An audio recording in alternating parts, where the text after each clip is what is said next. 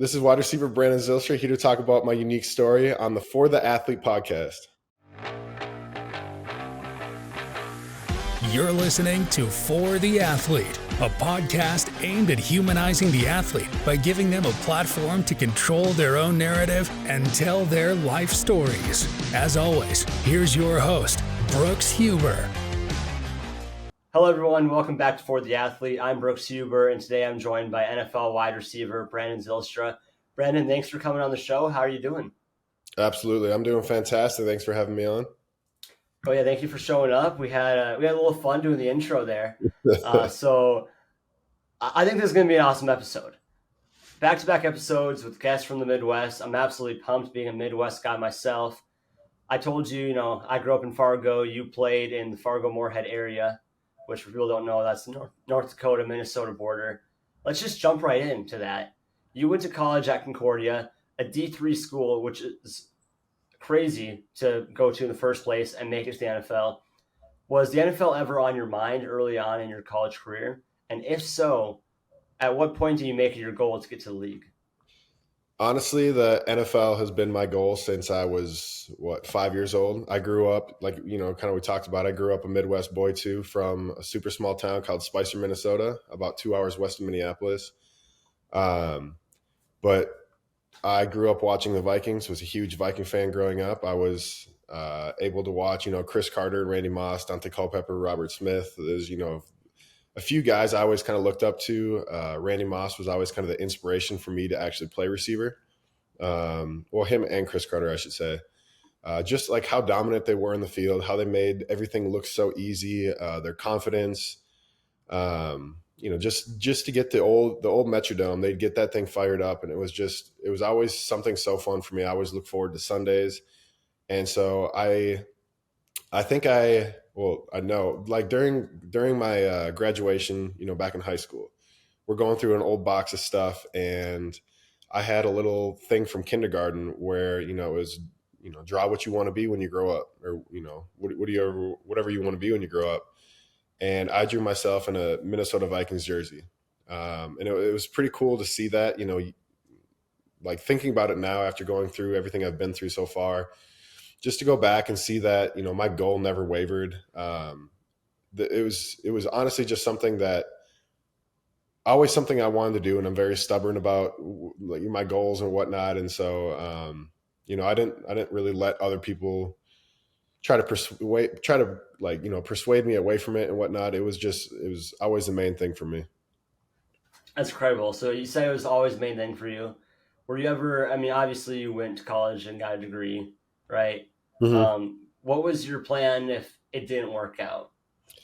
So that's the thing is you kind of talked about, when did I decide in college? It was always in the back of my mind in college. It's not something I told a lot of people about. Because, some people work off of motivation from their haters and whatnot. That was never me. It was always more so just about proving myself right. I always felt like I had the talent. I always felt like I had the work ethic. And so I just always wanted to prove myself right. So I didn't tell many people I was going to do it. But yeah, I don't know. It was sometime. It wasn't probably until like my junior or senior year when I, finally kind of started to tell people a little bit that I actually wanted to play. Yeah. Well, that's awesome. What was the question again? Oh, yeah, no, you're all good. The question was like, what career path would you have chosen? Oh, so sorry, I knew I had a point to that. So like when I was starting to go through like the whole combine process and whatnot after college, I never had a backup plan because I just heard a quote by Will Smith one time, like, don't have a plan B because it distracts from plan A. And I took that to heart. And so like I told myself it was either this or nothing. I graduated with college with a, exercise science degree, a minor in nutrition. And I literally got that degree because I didn't know what I wanted to do with my life. And I knew I wanted to play football. And so I told myself, like, let's go study the body, see how the body works, see how to, feel the body, because that's going to help me in my, my future profession, which was going to be football. So, I was kind of all in from the start. That's incredible. Who would have thought that Will Smith would have been such an inspiration? I personally, biggest Will Smith fan. You're the biggest Will Smith fan. All right, Big, so not the biggest. not the biggest. I'm a big Will Smith fan. I love his Okay. movies, and I love a lot of the I don't know, a lot of the stuff he has to say. He has a lot of motivational stuff out on the internet that I've listened to in the past. Well, that's awesome. You talked about your pre-draft process, the combine.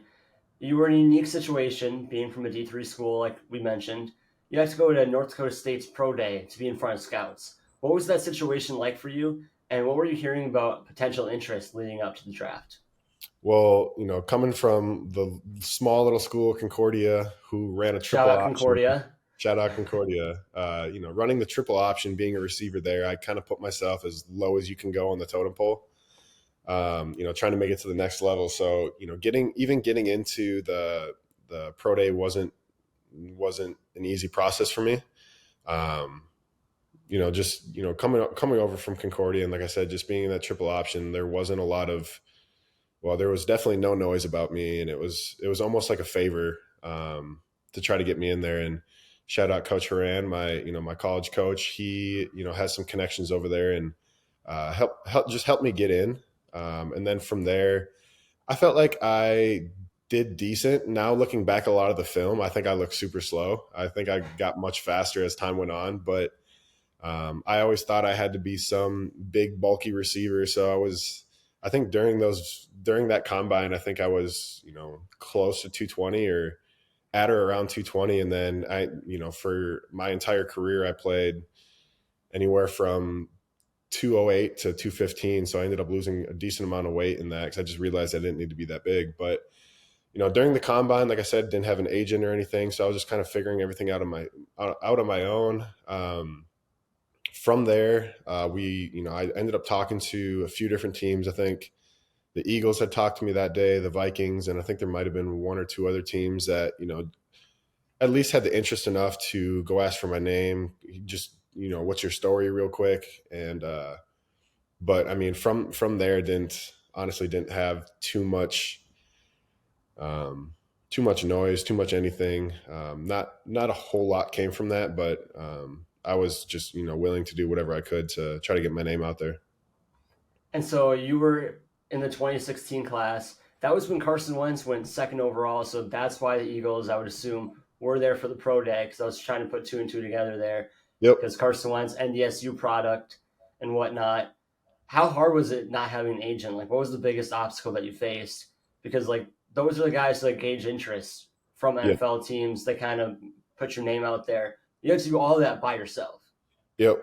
I mean, not having an agent it just, put everything on me. So I had to figure out how to put myself out there. I had to figure out how to get into these pro days, these different workouts. It was honestly just like, that essentially became my job. Outside of working out, it became, how can I get my name out there? How can I get just portray my abilities to other people? How can I sell myself? And so a lot of things kind of came from that. It came from, so I ended up going through this process with my quarterback from college, Griffin Neal. He was my quarterback for 2 years in my college, sophomore, junior year. He ended up going over to overseas. He played in the GFL2 and ended up winning the championship, MVP over there.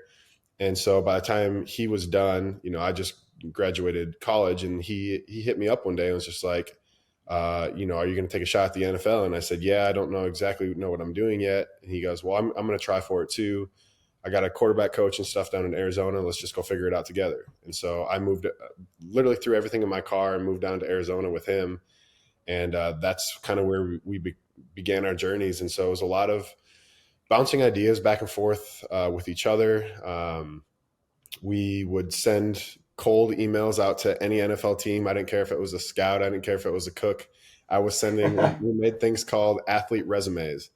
And that was just, our name, our school, a list of accomplishments, all of our pro day stuff, our 40, our L drill, all those kind of times.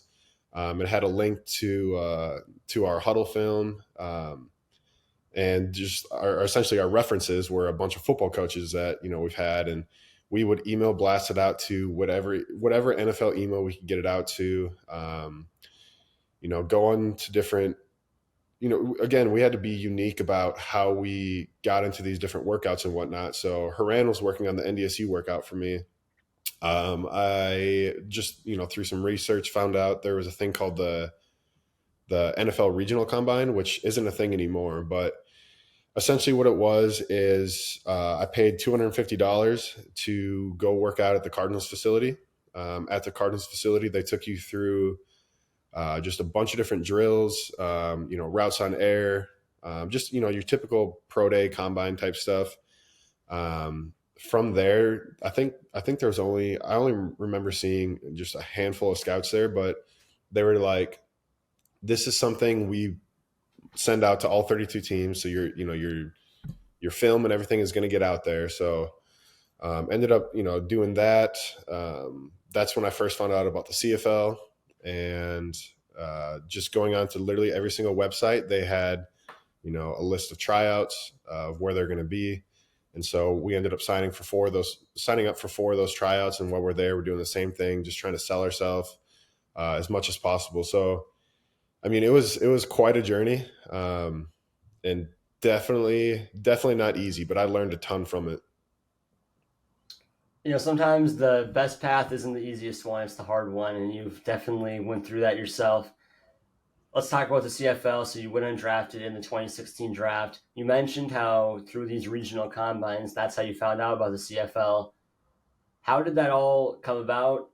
I mean, was that kind of your I don't want to say backup plan, but you always had you always were thinking about the NFL. Yep. Was the CFL just kind of like, okay, if nobody offers, we'll do that? I mean, I guess so. I honestly had no idea. Didn't really know anything about the CFL. Um, but we found out there was a bunch of tryouts near us and whatnot, and so I think our first one, like I said, we were in Phoenix, Arizona. We drove to Reno, Nevada, just outside of Vegas, for our first tryout, and had no idea what to expect there. Didn't really know the rules. And they have weird rules there, don't they? They have like 12 players on the field, 12 wider, players. longer fields. Yep. 13 yards wider. End Only zones three are downs, right? 3 downs. Yep. End zones are 10 yards longer. So it's Hmm. it's quite a bit, and that's why you get that 12th man out there. But there's a ratio of how many Americans you can have there. It's kind of like a lot of other, overseas football. They try to keep the ratio, because if not, it would be all Americans playing up there, or more Americans playing up there. So they want to keep it a Canadian game. So there's a couple other like obstacles to battle through that, but yeah, ended up doing the 4 different CFL workouts, and I ended up getting 3 contract offers from those 4 workouts too. So it became a backup plan without me intentionally wanting it to become a backup plan, I guess. But I mean, every single scout and coach and GM I talked to in the CFL, all told them the exact same thing. That NFL is my goal. I want to be an NFL player. I see myself as an NFL player. I was essentially using them as a backup. Um, and so like they all knew going in, and I'm sure everybody that was there at those tryouts had the same exact thought. I don't know what other people were saying, if other people were telling them that too, but I was always just very upfront with them that the NFL is what I'm trying to do. Yeah, that's fair enough. You mentioned you didn't know anything about the CFL before joining it. I really didn't know too much about it either until a friend of the program, Benjamin St. Just, who plays for the Commanders, he Yep. came on. He talked about it. You guys share the same agent, I found out. So that's Yes. super cool. Yeah, Case is awesome. He's helped me set up the Benjamin St. Just interviews. He's a great guy. I Yeah. think our email chain's about 80 emails long, so we're always going back and forth. That's cool. And yeah, you got some good representation there. Absolutely. So Case is, an agent as well. Does a lot of the marketing side, but Ben and I both share. I don't know. Do you know Jamie Moten at all? I've heard of him. Because I heard he works with both of them. Yeah. Yep. Yep. So Jamie's actually my best friend from high school. Really? Best friend from like middle school. Like, well, not even middle school, like elementary. One of my first friends that I honestly kind of had, and So it's been super cool to take that journey with him too. Because now he's not only representing me, he's representing my brother as well. And so like we just kept the same family we did growing up, and put it into the NFL now. So that's that. I mean, that's a whole nother story in itself. I could tell a lot of stories about that. Yeah, that's crazy. Well, I mean, I've seen him on Instagram, but I Yeah. never thought, oh, hey, he's from Spicer, Minnesota, population of 1,100. But Yep. here we are, right? Before we dive any further into your time in the NFL, I want to give a huge shout out to today's sponsor, Pristine Auction. Pristine Auction is a proud sponsor of For the Athlete. They are one of the largest auction houses for sports memorabilia, collectibles, and have thousands of items ending daily. Go check them out and use registration code FTA for $10 off your first purchase. The link is in the description. Thank you, Pristine Auction, for sponsoring. Now back to the rest of our conversation. After you went nuclear in the CFL, posting almost 1,700 yards during the 2018 season, you finally got your shot in the NFL with the hometown team, the Minnesota Vikings. What did it mean to finally get your shot in the league and doing it with the team you grew up rooting for on Sundays? I mean, honestly, it was a dream come true for me. Like I told you the story before, Vikings was always a dream for me. And to be able to, because I'd been playing up in the CFL for the last 2 years, and although my parents did come watch, and I did have a few friends come visit me, like it was so cool to be back home, where all my friends and family could go cheer for their home team, and I was actually a part of the home team now, so it was just honestly like a surreal thing. Yeah, just something I was obviously super proud of. Just the team I grew up watching, I now became part of their history. So it was definitely a dream come true. Yeah, I remember seeing like a ticket on the bottom of the screen saying Brandon Zylstra active for the Vikings, and I'm like, holy buckets, that's Concordia Cobbers guy is Hmm. playing with the NFL, the hometown team. And the first thing I thought of was Adam Thielen. Adam Thielen from the Detroit Lakes area went to Minnesota Mankato, which is where your brother went to college, and we're going to talk about that too. But he made it to the NFL when undrafted. You did the same thing. How was working with Adam Thielen? What was your relationship with him like, and what was the biggest thing you learned from him? Um, I mean, I leaned on Adam a lot. I still love the way he plays. I think he is just a smart and savvy route runner. Very crisp with what he does. Obviously, he makes the catch when it's thrown to him too. But I was always, I love when people run beautiful routes and manipulate defenses and whatnot. And, he does it with the best of them. And he's showing he can still do it at what, 33 years old, I think. So just the fact that he's been able to do it for that long.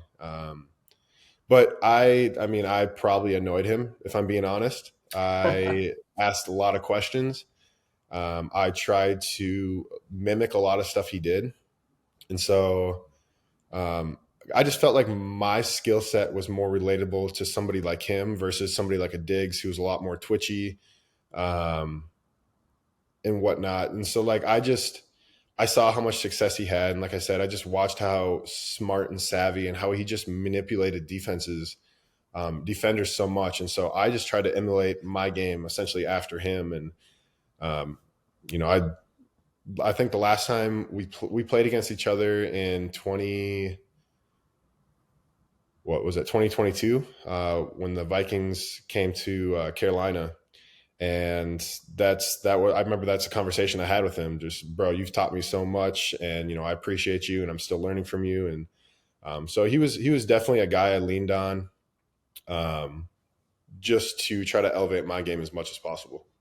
I read somewhere that he mentored you, but I didn't know all of the logistics of it, so I want to make sure I asked. And you guys obviously stay in touch now, or a little bit Yeah, less, or I think I've worked out with him. Was it earlier this year, maybe? Back in Minnesota. So we actually used to work out at the same gym, ETS, back in Minneapolis. Which now they're kind of all over the place, but knew the same guys, and would work out together. So I was able to be with him in the off season as well. But we always just kind of had small town Minnesota whatever connection. But not only that, you kind of mentioned it too. He went to, or my brother went to the same school as him, and played the same position. So try to razz him a little bit just because Shane started to break his records a little bit. So I made sure to let him I know. mean, you got to do a little friendly chirp every once in a while for Absolutely, sure. life's a But yeah, competition. exactly. Well, yeah, let's talk about you and Shane, right? After spending 2 years with the Panthers, well, actually, before we do that, you spent 2 years with the Panthers. You had career highs in your second, or three, sorry, 3 years, 3 years yep. with the Panthers.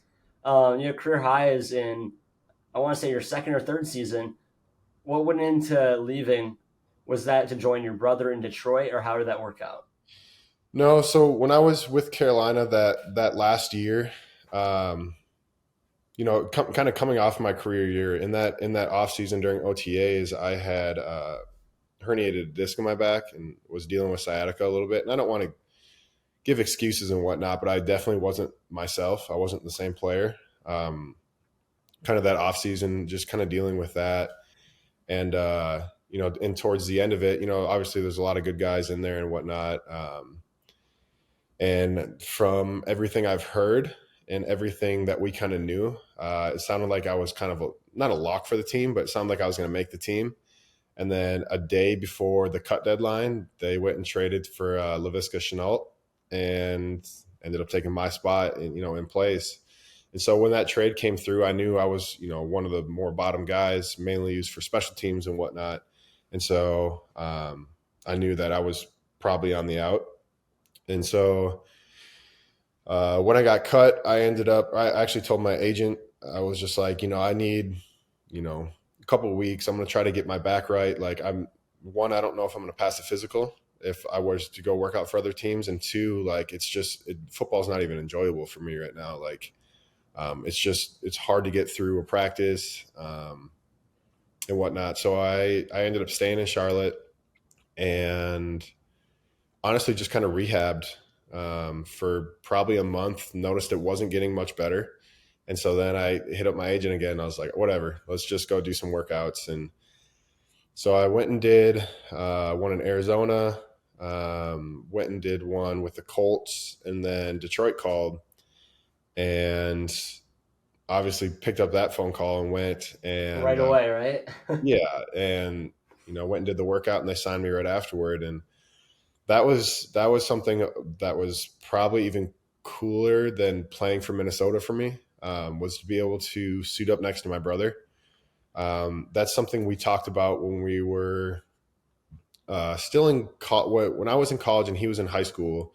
He was looking at all these, he's getting offers from everywhere and whatnot. And he talked about, like, I come to Concordia? And I said, dude, you're way too good for Concordia. You need to get out there. And I was like, because we wanted to play together in college because we never got to in high school. And I was just Mhm. like, you know what? We'll just have to meet each other in the league. And, 4 years later, 5 years later, we actually made that happen. So, um, something super cool, something I'm obviously going to cherish and remember for forever. Concordia kind of caught us stray there. I wanted him to, I mean, I knew his talent. I saw his talent. I played at the next level at that point. I knew I knew what he had talent for and where he kind of should be playing. I don't know why he didn't get more D1 offers. I think it's a little bit, just coming from a smaller school and the competition we played probably wasn't the best.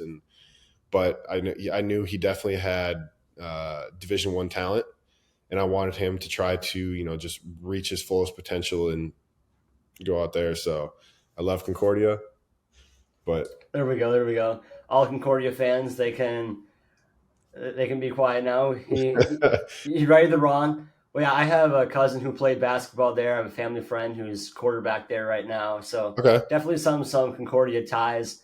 They might be listening to this, so I just wanted to give you a little hard time there. go Cotton. What was your favorite part about playing with your brother? You mentioned how that was kind of a dream of you guys, dream come true.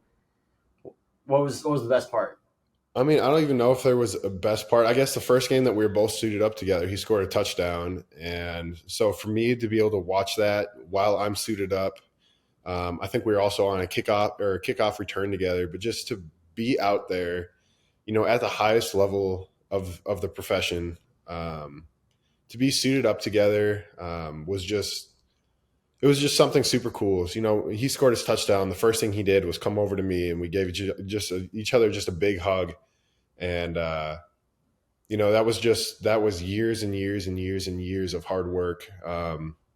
You know, I mean, I can speak for Shane just because I've seen that dude work, but um, I don't know. It was just something super cool, and not only was it cool for us, it was just cool for our families in general. Obviously, our parents were super excited. They didn't have to stream two different games; they could watch the same game now, and yeah, it was just honestly just a cool moment, not even for us, but for our family as well. Well, thanks to Detroit, the Sunday NFL ticket sales went down a little bit because they didn't have to buy both games.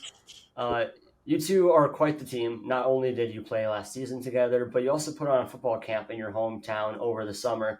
How much fun was that? And what was the biggest thing you wanted the kids in attendance to take away from it?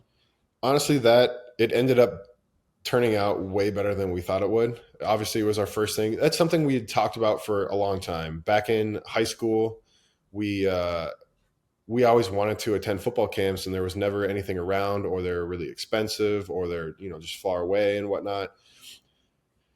And so we always talked about we should run our own football camp. And I think we started to during one of the COVID. I think when COVID first hit, and then we had to put it on the back burners, and then ended up taking a while to get back to it. But what we told the campers and what we wanted to get out to them is um, we essentially taught them all the stuff that got us into the NFL. So we showed them different four cone drills. We talked about, we showed them, just different footwork, stance and start, routes, ladder drills, just a lot of different stuff that you're like the goal of the camp was to expose them to all these different things, and then something that you can take and go do in your backyard like we used to do. Because like I said, these are all drills we did since high school, but we just wanted to expose people and then teach them different drills and tools and whatnot that they can start applying to their own life. Because a camp is what, an hour and a half or whatever they got to it, but the stuff you're getting from the camp you can use for years. And so it's like something that was super fulfilling for me is just some of the parents coming up afterward talking about how much fun their kids had. And then like a week later, or it was a day later, one of the parents reached out to us on social media and was just like, after the camp, our kid went and put, four shoes in the driveway and was doing the same cone drills he learned at the camp. And I was like, that alone right there is worth it for us. Like the fact that kids are actually applying it and want to apply it. It was super cool and super fulfilling for us. That's for sure why you do it. In regards to your future in the league, what's the plan? Are you taking it one day at a time, trying to play in maybe the CFL again, NFL again? What does the future look like for Brandon Zylstra?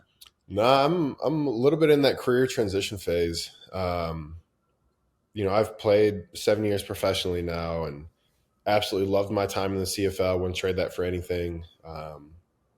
Wasn't able to accomplish all the stuff I set out to accomplish in the NFL. But playing with my brother this last year, when I sit and reflect on that, I'm just like, there's not too much that's going to top that moment for me in the NFL. And at the top of my head, the only thing that would equate to something like that would be a Super Bowl win. So I can step away from the game confidently now, and just satisfied like with I guess like what I did. I am looking forward to the next part, life after football. Just I've been able to experience and meet so many different people, all over the country, all over the world, to be honest. And now just to kind of go out and I don't know, do something else big. Yeah, what are you looking forward to the most, life after football? And if the right opportunity came, would you consider it? So I have had my old coach in Edmonton is now in Montreal. They've sent out a few calls now, and I've had a lot of phone calls. I've actually met with them in person one time, but I was very honest with them too. I, as much as I love the CFL, I don't know if I need to or want to go play up there again. It's a dangerous sport in general. And if your head's not fully in it, like you're just asking to get hurt, or you're being selfish to the team, I think. And just being that my head's not 100% in it anymore, or as of right now, I just told them that, you wouldn't get the best me, essentially. And so just very open and honest with them. But if the right opportunity came, I guess I'd have to sit and think about it. But what I'm looking forward to after football now is just getting involved in something that's, going to push myself in something else, going to start up something, or, whatever it is, but essentially put all that time, energy, and effort I put into football, I'm excited to go put into something else now, something that's not, decaying my body, Right. beating it down. But yeah, I'm just excited to go put my passion into something else now. It's been in football for, as long as I can remember. So I'm just excited to see what's next. I don't exactly know what's next, but I'm excited for it. Well, hey, I'm excited for you. I can't wait to see whatever you do in the future. I'll be keeping tabs on it. That's all I have for you. Is there anything else you want to touch on? Anything else that you're passionate about that you want to share? Not really. I enjoy doing podcasts like this, so I appreciate you reaching out. No brainer for me that I was going to get on. I enjoyed telling my story. We got a nice blooper reel for you. Yeah, we did. The intros were definitely interesting there. No, that was awesome. Well, yeah, I really appreciate you for coming on, because this is what For the Athlete's all about, letting athletes tell their story and just talking about the humanity side of these guys who are risking their bodies and their health and their overall futures for basically the entertainment aspect for fans. And fans don't really understand that, so I like to talk about that. And you have a phenomenal story, being D3 to the NFL, and it's been incredible to watch. Cool. Well, I appreciate you, Brooks. Thank you for coming on. I'm your host, Brooks Huber, signing off until next week. You just listened to the Brandon Zylstra episode on For the Athlete. Thanks for listening to For the Athlete. As always, be on the lookout for another athlete appearance next week. Make sure to follow us on Instagram, YouTube, TikTok, and wherever you listen to podcasts.